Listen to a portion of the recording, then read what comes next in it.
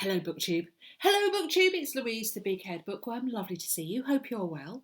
Hope you're having a good day, wherever it is you are and whatever it is you're doing. I hope that your day is fabulous. That is what I'm sending out to you today. So, hello, welcome back. Welcome back to my little part of the internet. If you're new here, welcome. If you're not new, welcome back. It was just been lovely seeing all the comments on the last couple of videos. And yeah, thank you everybody for saying things and chatting away. So I am here with a couple of books that I want to show you, which I am one that's new that I'm reading that I forgot to show you last time. Crazy. One which I've read, which I just want to kind of briefly mention. I'm just slightly distracted because of blackbird outside. Hello. Did I get distracted by a blackbird last time? I think so. Also slightly distracted by the shenanigans that are taking place in the pond. It's an X-rated party out there, quite frankly, with the frogs. There's a lot of frog love. I think it's love. I'm in my heart of hearts, I'm wondering if it's not love. I'm wondering if it's just animal instinct, as they say. But they're hopping around, doing what comes naturally, quite frankly. Yes, if we had young children in the household, they couldn't go out, quite frankly. They couldn't go out near that pond because it's just a nature programme occurring right then and there, which I find a bit off-putting when I'm making a sandwich in the kitchen and I look up and I think, oh, don't think I needed to see that. So yes, if you find me just as often kind of recoiling, it's because there's been action.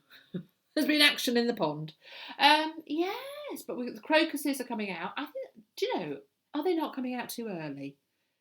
We're having unseasonably warm weather here in the east of England, but very, very damp. It's not actually raining at the moment, but it will be raining later, and we've got a weather alert for the amount of rain that we're going to have. Just thought I'd catch you up on the excitement. One of the main road through the village is closed, and this village is a bit of a thoroughfare from kind of. So if you want to go to Cambridge, there are two ways that you can go in this area, and one of them is through this village. And to get to Ely, you can choose to go to Ely or to Cambridge, just outside of this village, and that road is closed because it floods, and it's been closed for a week, and it's been causing all sorts of mayhem and hold-ups and frustrated cars. And there are signs up everywhere saying the road is closed. The road is closed. We have signs up throughout the year, and then they open them up and it says road's closed because it closes not every year but quite often. And it's been closed for a week now. And there are still cars that don't believe the signs. And you can see their little frustrated faces as they're driving up towards the road that says road closed. So yes, and it's not going to open anytime soon because of the amount of rain that we're due. It's kind of a confluence of different rivers, and it's the fens, and so it just becomes one big beautiful sodden lake. The whole village gets surrounded by water. It's beautiful. Not great for the particular cars that want to go that way. Anyway, I'm rambling already. This doesn't bode well, but we're going to go. So this is going to be an unhaul. These are going to be stuff that I'm going to go through. So in my previous 3 unhaul videos, I was going through books up there, and I'm now going through books down there. You can't see the piles, you can't see the kind of shelves, but I am slowly but surely going to go through those. I have removed a book from there, which I'm going to show you, because I'm going to get rid of that. So the idea is that I'm going through a lot of my books, and I'm really taking a long, hard look at them to see whether I do actually want to keep the books. And, I'm not being foolhardy, but I am taking a long, hard look at them and putting them in a box that will be looked at in a month or 2, or maybe even 3, and I will go through the boxes again, and make sure that they are books I do want to get rid of. And then I will send them on their way. We will either, there's a there's a yearly yard sale that happens in the village. It's the preschool arrange it, and you sign up for it, and then they put out a list of houses on this one particular Saturday, and lots of people go round, and we've done very well with our books and other malarkey that we have sold. So we can do that again. If not, we can go to a car boot and do something like that. So they will go. Yeah. Anyway, this will probably be, I'm going to try and do several videos this afternoon. So at some point I will go, oh, I've talked long enough, and stop this video and then start another one. So yeah, there you go. You're now up to speed with what's happening. First two books. This is a book I'm currently reading at the moment. This is what I got for Christmas. It's on my wish list. It's called Vital Organs, A History of the World's Most Famous Body Parts by Susie Edge. And I don't know where I saw this advertised, whether I saw it advertised on internet or if I saw it in a bookshop, but I popped it on my wish list. And Dr. Susie, I think, medical historian Dr. Susie Edge, investigates 40 cases of how we've used, abused, dug up, displayed, experimented on and worshipped body parts. And they're strange stories, interesting stories about body parts, and at the same time it's about how the body works, and it gives Dr. Edge a chance to get on her soapbox about the danger of sugar rather than saturated fat, which I'm finding fascinating in the chapter about heart. And there's some really lovely kind of quirky stories. It's not something that you're going to sit and read for like 2 hours. It's much more of a dippy in book, and you read a chapter. I read a couple this afternoon, and they're just fascinating. I love these kind of books. These books to me are books to keep, because you suddenly go back and reread a little bit of it, and you think, wow, that's just brilliant. So yeah, so I'm loving this, and I have to show you my bookmark, because this is a very apt bookmark that I have, which is anatomy pictures from a book of a medical textbook. So it's just brilliant, and I ordered this off Etsy. I don't know where from, but it's lovely and it's perfect for my medical books, which I enjoy. So I'm keeping that. I'm enjoying that at the moment. I don't know whether it's out in paperback yet, but that's the book that I'm currently dipping into. Just a lovely red hardback. There we go. So that's a keeper, because I'm currently enjoying that at the moment. This is a book which I'm actually going to keep, but I read, it was a radiotherapy book for me. So this is, if you're new here, my husband had neck cancer this last year. He had it removed, and he's gone through intensive radiotherapy and is currently recovering from that, recovering very well, thank you very much. All the love and energy has been well received. But recovery takes its time. But this was a book that I took with me when I was taking him to radiotherapy. So I read some of it every single day. So there is part of me that is like, I look at it and I think a radiotherapy book. But at the same time, I look at it and I think that was an amazing time that we went through together. Amazing can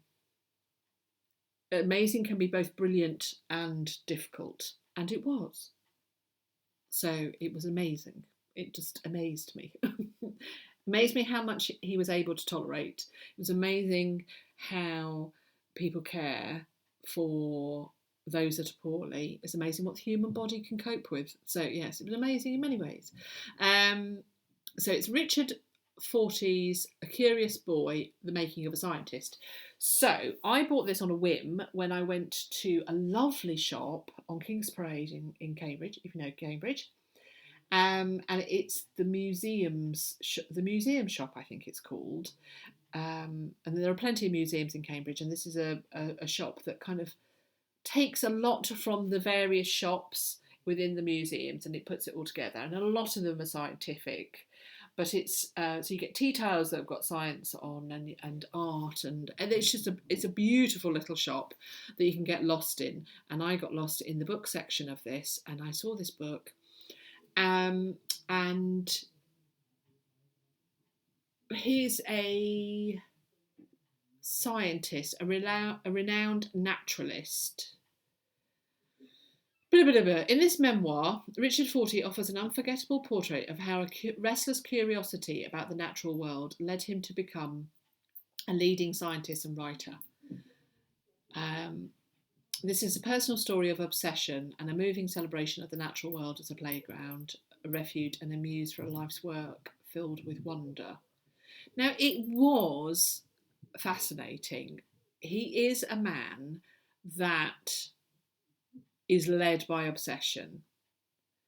In this area of the country, we have in Cambridge in particular, and I bet in Oxford as well, we have a high proportion of people that have been diagnosed with being on the spectrum, so that have maybe a different way of processing information and viewing the world. And so it may be that the diagnosis is ADHD, their diagnosis may be ADHD with autistic traits, it may be autism. It's the various ways that people can present, but a lot of it's about viewing the world differently and how their brain works. And I suspect that Richard may be somewhere on the spectrum, because his obsession and how obsessive and how detail orientated he is, which are traits that do pop up with people whilst he might not be traditionally diagnosed. I just wondered. Just wondered. So it was quite fascinating to read in that way, because it's a different way of processing the world from how I process it. Now, I can get keen on things, can't we all? Can't we all, my friends? But not to this degree. This is quite something. And I can see why he has become such a famous scientist, and how he can be so renowned, and how it's become his life's work. So he worked at the National History Museum as one of the leading scientists there, dealing with geology and formations, and just generally, he is kind of I would almost, is it a polymath, that somebody that has multiple areas of expertise, and all within the kind of natural world and science. Fascinating. He also came to Cambridge. He studied at Cambridge, so it was interesting hearing about that. There is an interesting childhood there as well, and not in the way that I don't enjoy the coming of age story. The hero's journey is fine, but the coming of age tales I find wearisome, and I don't enjoy stories written from a child's perspective or with a child as the main character, unless it's heavily surrounded by adults. There was an element of that for me, but what he was talking about and how he would talk about his obsessions, and how much I learned through reading the book, it was fascinating, because I could get fascinated in what he was talking about, and it is very engaging. So I really enjoyed it, although I had reservations. He's also ever so slightly reminded me of Susan Hill, and it also reminded me of Elizabeth Gilbert. They're just a couple of authors that I have read in the last, say, 5-6 years, who had a similar way of name dropping. So there's an awful lot of, this is the most famous person, and they were the best of this field. They were, and I spoke to them, and they spoke to me, and this is what happened. And Susan Hill did that in a memoir that I read about, and which was all about books. And Elizabeth Gilbert did that in one of her books. Can't remember which one it is. Is it Big Magic? Might be. And I find that very wearisome. I find that It irritates me. It's something that jars me out of whatever they're talking about. And whether or not that's because I am not keen on celebrity, I'm not drawn to the celebrity culture particularly. I find the people that we choose to get fascinated about, maybe it's just that they're not the people that I'm fascinated about. Maybe I'm fascinated about different people. People are fascinating, it's very true, but I'm never, I find it hard, the people that we pay such money to in society, the people that we value. I find that difficult, and it doesn't work with my value system. And that's not to say I'm right, it's just a difference. So the people that I value, the people that I think that should be rewarded, and the people that I feel that should have, we should be really looking after, are not footballers, are not actors. Even though, I've studied to be an actor, so you'd have thought I'd be like, oh yeah, that'd be great, and it would. But that's not the people that I value. That's not the people that I feel really contribute to society. Although they do, they bring pleasure, and you look at footballers and look at the kind of acclaim. I couldn't care less about their opinion on things, if I'm brutally honest. So yes. So how did that happen? So where did I come from that? Because he does do a lot of name dropping. Now he is talking about scientists, and he is talking about people that are bringing a different kind of look at the world. But again, it's the kind of the best of the best always. And there's an awful lot of name dropping, and I found that. But I think that's the way his brain works. I think he categorised people in that way. So I think it's a processing system that he employs for the world. And that was still interesting, and it still gave me a lot to think about. And I won't get rid of this book. So we're talking about unhauling. I'm not going to unhaul this one because I think it's a radiotherapy book, and it made me think. But it's also because it's very much of its time. And there we go. So that's that. I do recommend it with reservations if you're like me and the name dropping. Okay, let's start unhauling. Let's start looking at these books, thinking about it. How much have I gone on? Okay, so we'll do 10 minutes and then I'll start on the next one. So I might not go through all of these books. We'll see. She says, just wiping this book on the tablecloth because it's a bit dusty. So this was from my mother-in-law, Harlan Coben, I Will Find You. Not a huge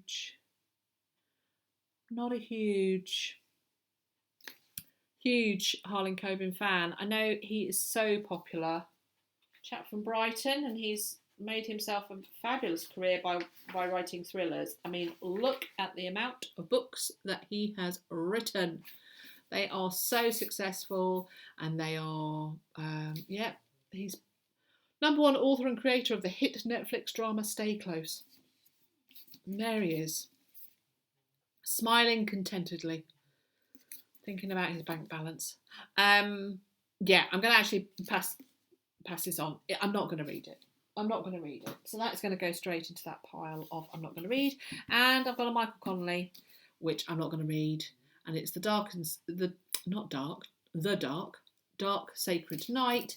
It's far too late on in the series of Harry Bosch. I'm not going to read it. There's part of me that kind of feels like I would really like to kind of get back into Michael Connelly and read it because they were so good. But I just think no. Oh my word. Now, I can't believe this is mine. This must be the husband's. But it doesn't look like it's ever actually been read. Sheila Delaney, A Taste of Honey. Methuen Student Edition with commentary and notes. So this is a modern play.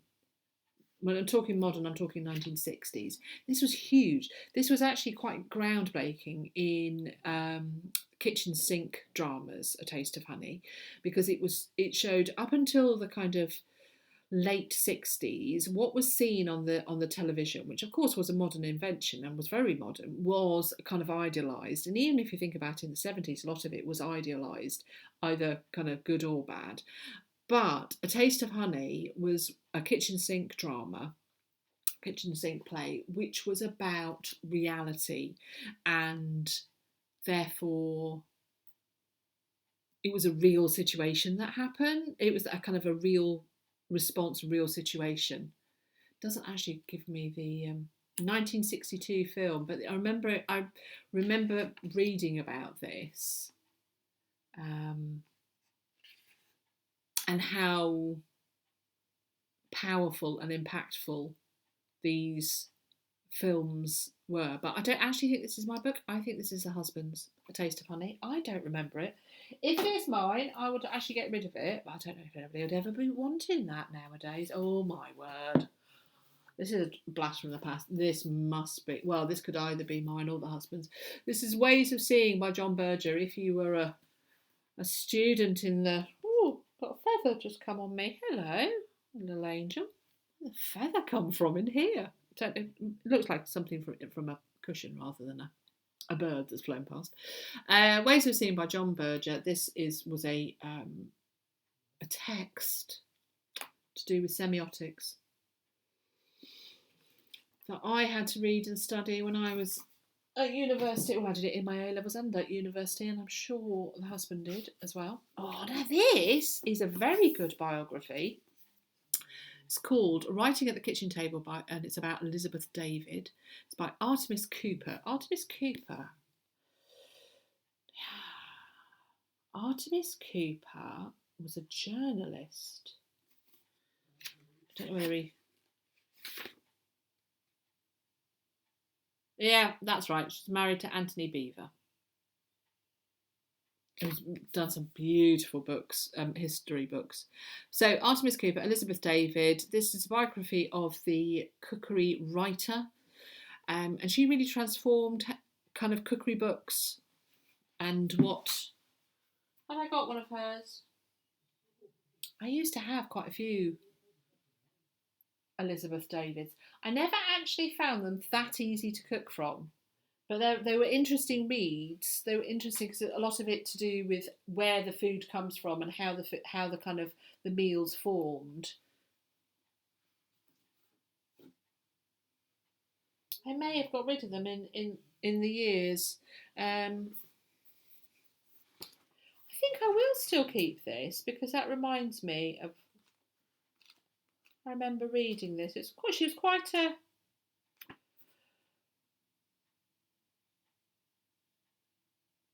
Quite a fascinating lady if you're into your biographies. I used to read a lot of biographies, and unusual ones, as you can see. Is this mine or is this the husband's? Hardy and Bard and Other Plays by James Kelman. It's not ringing a bell for me, so it must be the husband's. This is one of mine. I think I might get rid of this. Itch by Simon Mayo, The Explosive Adventures of an Element Hunter. So, Simon Mayo is a radio presenter, radio disc jockey. He was on Radio 1 and then went to Radio 2, and now he does a lot on classical radio, not on classical radio, but I can't remember the name of the station. He also does a film show with Mark Kermode, which I've listened to for years. I don't actually listen to the newer iteration of it. Now it's not on the kind of mainstream. I have still listened to it, but you have to get the full benefit. You have to kind of subscribe, and I'm not doing that. But this is he started to write books, and he wrote early teen thrillers, and Itch is one of them. So Inchingham Loft has caused explosions before. There had, in truth, been many bangs, flashes, and smells coming from his bedroom in the past, but there'd been nothing like this one. It wasn't just the bedroom walls that shook, it was the whole house.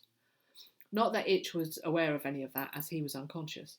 He would have stayed that way too if it hadn't been for the fact his eyebrows were on fire. So I remember reading it, and I kept it because I thought Benedict would like it at some point, our lad, and he's just not going to read it. He's now gone past the age that he would read it, although he does like his physics and his chemistry, so he would probably like that. I might show it to him and say, would you be tempted? He also absolutely loves Simon Mayo. We all do. Drive Time on Radio 2, which features the Radio 2 book club. I actually bought this when it was first released. This is his first novel. He's actually written quite a few now, so I might put that to one side and ask the boy if he would be interested in that. Ooh! Now this should be in my this should be in my true crime library, which I have just over there. That's why I'm looking over there. So this is Elizabeth George. Crime novels, mysteries. Police procedural. Then I've got some herbal books, which need to go down there. And then I've got my crime books, my true crime books. And this should be there, really. I'm going to keep this one. Outrage by Vincent. I did used to know how to pronounce that. Buglossi, she says, not knowing. I'm not going to pronounce that properly, so I'm not going to try. This is the author of Helter Skelter. So he's died now, actually, has Vincent. He was the prosecutor who prosecuted Charles Manson for the Manson murders and was successful. So he was a very successful prosecutor, incredibly successful prosecutor. And he wrote Helter Skelter, which was all about the Manson murders and also about how he prosecuted them. And that is if you're a true crime reader and you've not read Helter Skelter, you sort yourself out right now. You sort yourself out right now. You take yourself in hand and go and find a copy of Helter Skelter. I'm sure there are some cheap copies that you could get because it is an excellent... Well, I first read it like 25 years ago.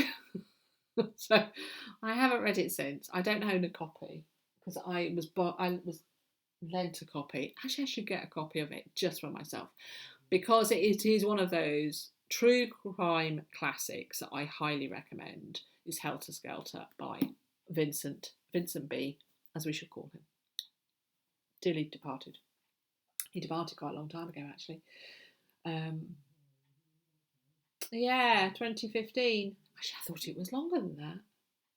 In his career as a prosecutor for the Los Angeles County District Attorney's Office, he won 105 out of 106 felony jury trials, including 21 murder convictions without a single loss. I mean, as I say, he was incredibly successful, very outspoken. He did go on court TV and stuff, so I'm sure people will recognise him.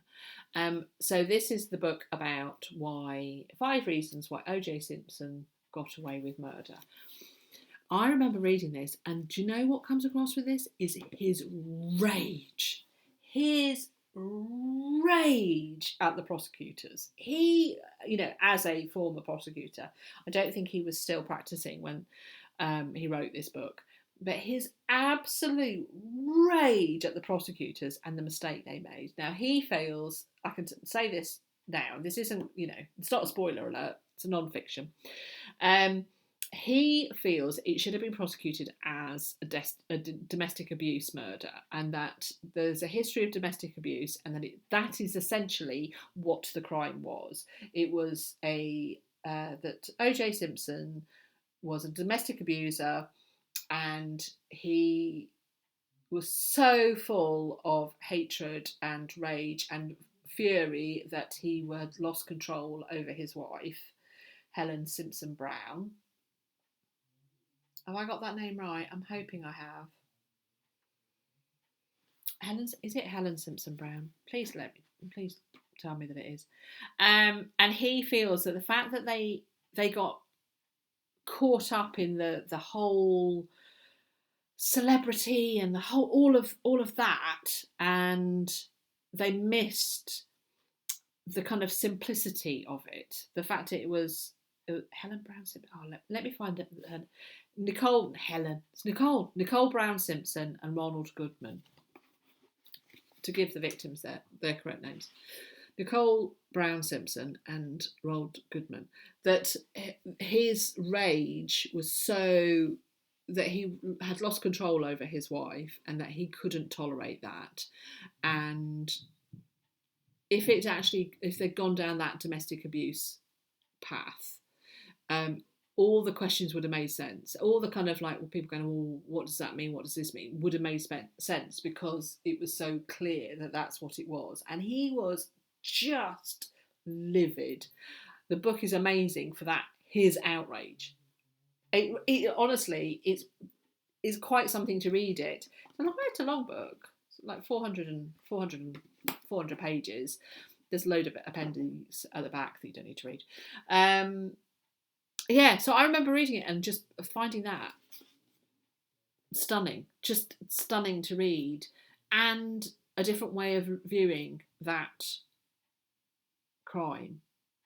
So, yeah, I'm keeping that. That's going to go over there. It was filed in the wrong place, friends. So let me have a look at the time. Okay, so I'm going to stop here. I've not done well. I've got to put that over there. I'm keeping all of those, but I don't think they're actually... And talk to Benedict. Talk to my lad about that one. Two books of plays that I don't think are mine. University text and a biography. Yeah, not done well. We've got these books and I'll go through those. So yeah, thanks for watching, everybody. I hope that's been okay. I've kind of it's been a bit of an odd one. I hope you're well, and yeah, see you next week with some more unhauling. It'll be next week for you, but for me, it'll be but a moment.